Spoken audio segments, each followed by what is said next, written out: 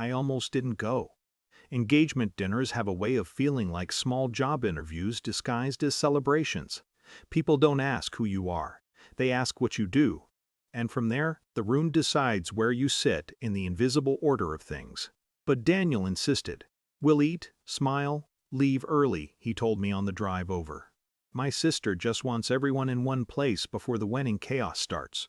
I worked with Daniel. Technically, he was my supervisor, though our relationship felt closer to partnership most days. Tonight, I was just his coworker who happened to be invited. When we walked into the restaurant's private room, the air was warm with polite laughter and clinking glasses, families blending together, introductions moving like a slow current around the table. Daniel's sister Claire stood near the center of it all. She had that effortless social confidence some people develop early in life, the ability to command a room without trying too hard. Daniel introduced me simply. "This is Sam. He's the admin at our office." It was meant casually. Accurate, technically, but labels have a way of sticking.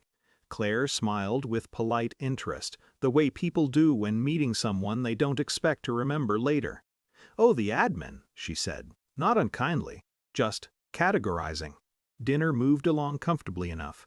Conversations branched into small islands around the long table travel plans, wedding venues, someone complaining about airport delays. At some point, Claire leaned forward, looking at me again as if remembering a detail she'd forgotten. "So Sam," she said lightly, "Daniel says the office would probably collapse without you." A few people chuckled. She lifted her glass with a small, playful shrug. "I mean, every company needs someone keeping the printers alive." More laughter this time, nothing cruel, nothing aggressive. Just that particular brand of casual dismissal people don't even realize they're doing. I smiled politely and took a sip of water. I've learned that correcting assumptions in moments like that rarely helps anyone. Silence is usually easier. Across the table, Claire's fiancé watched the exchange quietly. His name was Aaron. He hadn't spoken much all evening. While the others moved on to another conversation about honeymoon destinations, he looked back toward me. "What kind of admin work do you do?" he asked. It wasn't confrontational, just curiosity. I hesitated for a moment, deciding how much explanation the question really needed. Titles are strange things. Sometimes they require paragraphs. Sometimes one word is enough. "Compliance," I said. Aaron's expression changed almost immediately. It wasn't dramatic, just recognition. "What kind of compliance?" he asked carefully. "Financial." The room hadn't noticed yet, but his attention had sharpened in a way people nearby could feel without understanding why. Claire was mid-conversation with someone beside her but paused slightly, sensing the shift. Aaron leaned forward. "With who?" I told him. "Just the name of the agency. One word." That was when the room finally noticed the silence forming around us. Aaron leaned back slowly. "Oh," he said, not loudly, but the kind of quiet realization that carries weight. Claire's father looked up from his glass. "What's going on?" he asked. Aaron glanced at him, then back at me. "You didn't say he worked there."